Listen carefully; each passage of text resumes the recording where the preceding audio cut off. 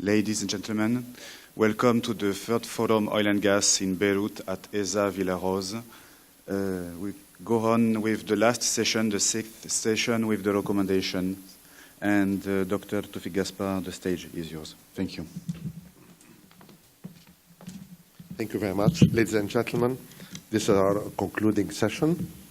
I would like to acknowledge the presence of Mr. Denis Simoneau, Benji, Mr. Fouad Makhzoumi of Makhzoumi Initiative, Mr. Lapo Pistelli of AME, Mr. Lies Assis de Total, Mr. Vladan Dublejevic, he's the head of the Hydrocarbon Administration at Montenegro, Mr. François Hayat de Lazare Frères, Mr. Gabi Daboul, the Venice Petroleum Association, and Mr. Mustafa Assad, front page.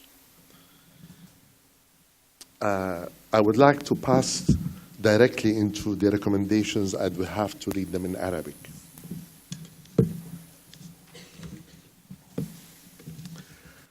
سيداتي وسادتي، هذه التوصيات هي الصادرة عن المؤتمر الثالث للنفط والغاز الذي أدارته مؤسسة فرونت بيج بمساعدة مبادرة سيد مخزومي.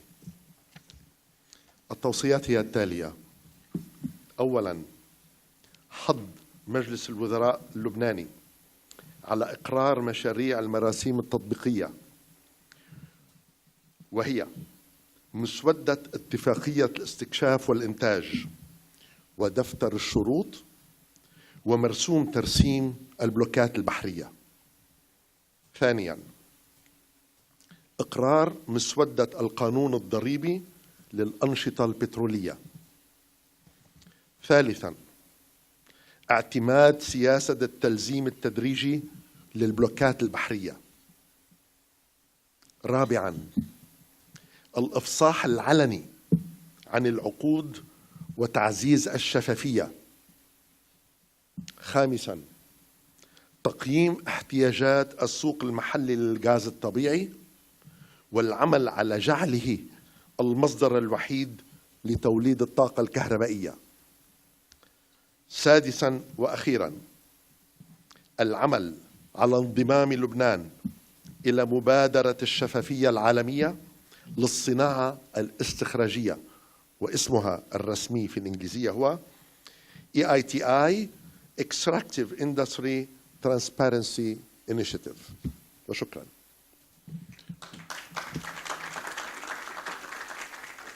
والآن I would like to allow the audience to ask questions, and I would appreciate it if you would direct your question to any of one of our speakers in particular.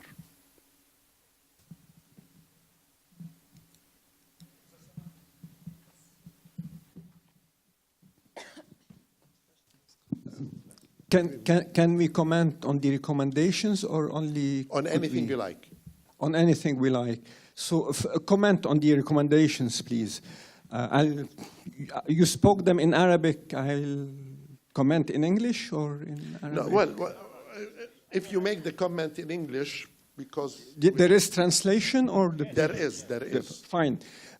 Concerning the gas as the only source of electricity generation, I think we should include the option of another source, because it's not always a good idea to rely on one source.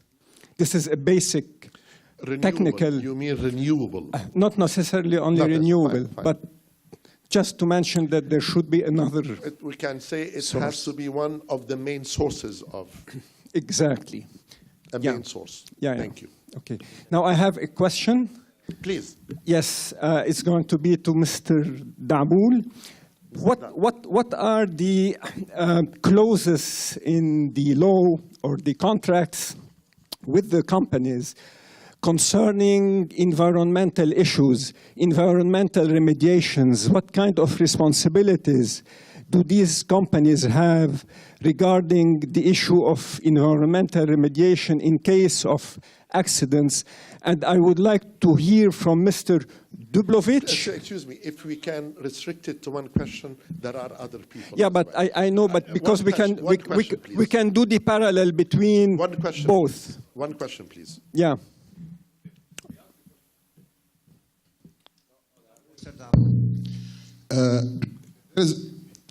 First, before talking about the convention or the contract between the state and the companies, it's important to mention that we have a whole chapter in the Law 132, the OPRL law, the hydrocarbon offshore law. So we have a whole chapter about QHSE, and especially about the environmental issues. And let me tell you that flaring and venting are prohibited only in the emergency situation. So, and we have also clauses in the EPA, in the exploration and production agreement.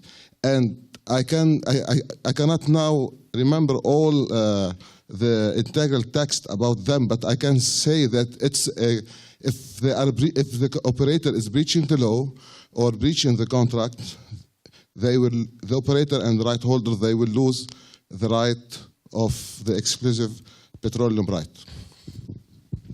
We give the floor to Mr. Simono. Thank you. I just wanted to comment on the comment, if I may, because first of all, let me say that I fully share the recommendations, and I would just add, move quickly. Yes. And the comment is on what you said on the other sources, and I fully agree with that. I think that we should also, in this country, work especially on the development of renewables. Renewable energy, solar and wind in particular. You have fantastic potential in Lebanon, so we should work on that as well. Thank you. Sorry, Antoine Khouri. I would like to obtain clarification from Dr. Khayyat, François Khayyat, on your tabulation, if you remember, where you put a comparative price barrel vs shallow water, then deep water. Then after the third column was onshore. I think it should be offshore companies. Maybe it's a mistake, or is it an onshore?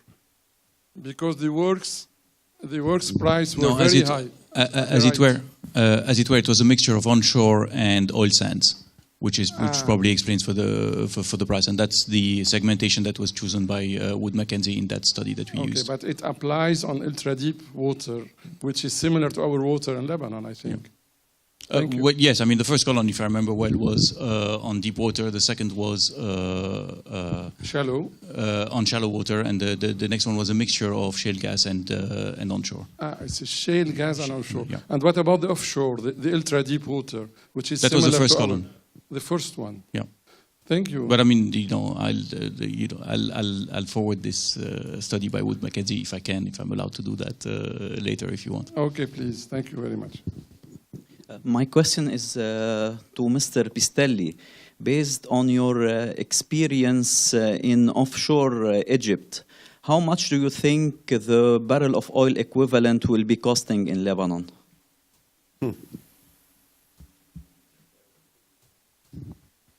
It's clear that I would need a crystal ball to answer to the question, because as you can imagine, it depends on the depth, it depends on the size of the potential discovery, it depends on the geological play. So it's too early to say. You know that there are many studies about the Lebanese offshore, and I don't want to, tell you anything that you don't know already. But the capex and the opex are quite different if you are finding a giant, if you're finding some mid-sized traps or many small traps. So it changes. So the variety of traps can be so huge that it's very hard to predict what is going to happen. The true thing that I share what Dennis was saying before, good recommendation, move quickly, do it.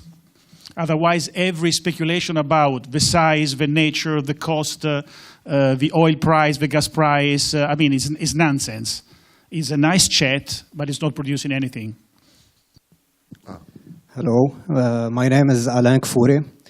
Now, during today's seminar, there was a talk about the Euromed cooperation. I think my question would be better answered by the European speakers, because they're more involved. So the talk about the Euromed cooperation, if my memory doesn't. Mr. Simoneau addressed the issue. Any of the European, Total, the academics. Now, there was a cooperation there was a Euromed cooperation, but it was more between North Africa and West Europe. Now, I'm not sure if the multilateral or regional cooperation worked there. Because in case I'm not mistaken, there was a bilateral cooperation, let's say Libya and Italy, Algeria, or Morocco and Spain. So why do you think that the cooperation between Europe and the East Med would be easier? Or what are the parameters that we should be based on, or the variables that we should work on to have a successful cooperation between the non-homogeneous countries like Israel, Cyprus, Egypt, and Lebanon, where there is nothing in common between them, since the North Africa and West Mediterranean didn't work, and the North African countries are, we can't say similar, but they're more similar between each other. Thank you. Thanks. Mr. Simoneau. Just a few comments on that. As I said this morning, I think that this regional cooperation could be helped by the European Union.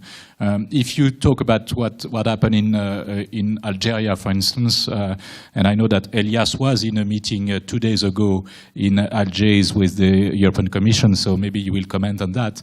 But when we started as Gas de France to export LNG from Algeria, it was in 1965, so more than 60 years ago. And at that time, 50 years ago. And at that time, you know, the European Commission was not there, so we started on a bilateral basis to work between Algeria and France. But I think that today the European Commission has developed some instruments, especially what we call the neighborhood policy, which is a way to work with not only the Eastern European countries, but also with the Mediterranean countries. And I think in that framework, we can definitely push forward for developing a regional cooperation. And as I said this morning, you have among the countries here, Cyprus, which is a member state of the European Union, so we should work on that basis as well. But maybe Elias. Mr. Assis.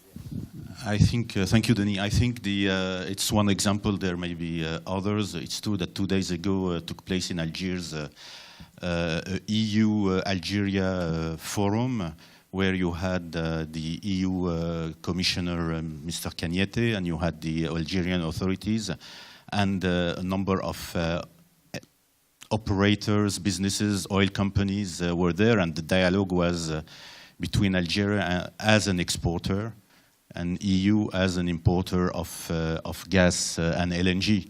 And that took place after a certain preparation, where contributions were made through the EU, who has gathered basically the inputs, listened to companies like us about, and not a surprise, there has been talks about regulatory framework, how to incentivize investment, what an investor requires to continue developing resources that are existing in Algeria to feed markets that are experiencing dramatic changes, in particular in terms of prices, contract formulas. That is an example to what this area could tend to, but there are steps to get there, because Algeria has been exporting gas and LNG to Europe for some years now. You need just to start, and then there will be effet boule de neige afterwards. Dr. Marcel. Thank you. I want to say that I think the recommendations you've laid out are excellent. There's great value in joining the EITI in particular. But I just wanted to highlight some of the issues that are related to EITI is that it leaves in the dark one of the areas where corruption is most prevalent, which is procurement. And if Lebanon goes forward with its oil and gas sector, patronage and favors made to friends in procurement is going to be a big challenge. And I think if you can sort of push a movement to increase the light in the bidding procedures for procurement in the oil and gas sector, you will benefit tremendously. If I may comment on this, Dr. Marcel, already being a member of EITI is a huge step forward because it can be summarized in the following. Publish what you receive, publish what you pay. If you do that in Lebanon, that's a revolution. It is, because the public will know what revenues the government will have gotten from the oil sector, and that's critical because then it can hold it to account for what it's done with those revenues. What it receives. But the oil sector recently, in the last 2-3 years, has shown that the biggest corruption scandals have been in the procurement of the national oil companies, and that's where a lot of the hidden patronage. Yes. Okay, thank you. There is room for one more question, please. I'm sorry, if one would like to comment. Mr. Flada, would you like to comment? About joining EITI? Okay, fine. We have time for one more question, please. My name is Gunnar Sjøger, and I represent the Norwegian Petroleum Directorate, Stavanger, Norway. If you are going to point out one area where Lebanon should focus in the situation they're in now, what would each of you prioritize? Thank you. Mr. Makhzoumi? Mr. Makhzoumi, what would you prioritize? I think we, as the recommendation said, we need to go ahead because we are the business people in this world, okay? We all the time are looking for the ultimate deal, but the ultimate deal never comes. And then what we have to do is to start the process, but if we can have enough people like you and the experts and the civil society trying to push the government to say, we are watching, and I think this is what the doctor has said concerning the transparency, then actually I think we can start. What we need today is the laws to be enacted in order to start the award process. Now, we all know that it was written in the right way, but we are worried that it will be repackaged in such a way that to serve people's interest. I think what we have seen over the last 6 months in Lebanon, the social media does not really give you any mercy when you give them the data. So we want to make sure all the experts to keep feeding them with all this information and let them actually start the process. Because if we don't start, we've seen all around us, we keep trying to argue, we need Block 8, no, we need Block 9. Okay, that's fine. We are not going to give up any of these blocks to Israel. But at the end of the day, what about the other 9 blocks that we can start tomorrow? And this argument that, prices are going down, this is fine. But we all know that the world is growing, population is growing, demand is growing, and the alternative energy, as much as this is important, it will never replace the oil and gas. So if we don't start immediately, and this should be the one that we should be pushing forward with the recommendation, I think we're wasting time. Allow me to give the last word to Mr. Mustafa Asad on front page.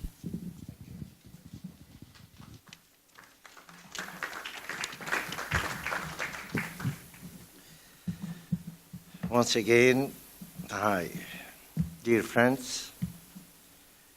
This brings us to the end of this year's forum.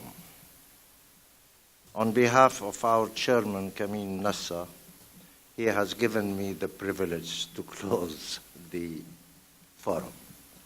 It was indeed extremely productive day. Throughout the keynotes, presentations, and proactive debates, we have explored ideas and shared experiences that lay the ground for efficient solutions. We should like to sincerely thank our speakers, moderators, distinguished guests, and attendants. Today's forum boosts our will and determination to carry on with more events that will further contribute to raising awareness toward the oil and gas challenges that face Lebanon and the region, as well as tremendous opportunities that await to be exploited. We are certainly grateful to Front Page and Makhzoumi Foundation and the organizer, of course, of the forum which I call the cuisine, who have been behind this, and without whom we could have not been able to respect the time which was allocated, and for the amazing job at gathering today some of the best experts on the subject matter and provide all of us with a flawless experience. We also thank our sponsors, the media and supporters whose priceless contribution elevated the event to international standards and helped spread the word to the entire planet. Last but not least, we big thank you to all the people who have been working day and night for weeks, believe me, to ensure an enjoyable experience and make sure that everything runs smoothly, namely Hervé Piglovsky and Bernard Brady. Thank you for all of you. Fuad, would you like to say a few words, please? Thank you. Thank you, Mustafa. I think definitely we have to say thank you for all of our guests that flew all the way here to try to participate. I think if we go back into 3 years when we started, there was an interest in this subject, but really it was more of a, let's see what they're going to come up. It's another conference. We will wait and see if they can come up with anything. And I remember after the first meeting, a lot of people came to me saying, okay, you're one of those, add it to the list. The following year, it was definitely more interesting because we've realized then that the government is not missing any of these events to be participating because they figured that maybe something is going to come up with it, so let's be part of this. The LPA, from day one, we have to give them credit, they've realized what this is where we are driving, and so they decided to join us from the beginning. I understand that being the LPA and the government, they're going to be under attack. And I think you should have an open heart to listen to all of these things, because at the end of the day, this is the ownership and the future of the Lebanese people, not the government, not the minister, not the prime minister, not anybody. From that point, I think we have achieved what we wanted, and there is no doubt that the performance and the level of attendance and the participatory of this participation in this conference has been something which is extraordinary. Now, the question which we have to do, we have these recommendations, so what's next? We do not want to end up in another conference that we meet, we take photos, and then we move on. I believe part of the plan is to have a website specifically for this, for the forum, whereby it has to be an interactive with all of you so that we can address all of this. LPA promised to be actually transparent and trying to give all the data that they can give it, which I assume most of it is going to be given to that. If we can do this, we hope that all of you will be participating into this activity. And for our young men and women, this is your chance to really say what you want and stop arguing whereby that you have no platform. We're giving you the platform. We're trying everything that you can do. But now the question is that you have to be the driving force in order to push us to make sure we can set up the roadmap for the governments in order to become more transparent. Thank you very much for everything. We appreciate very much your presence. Thank you.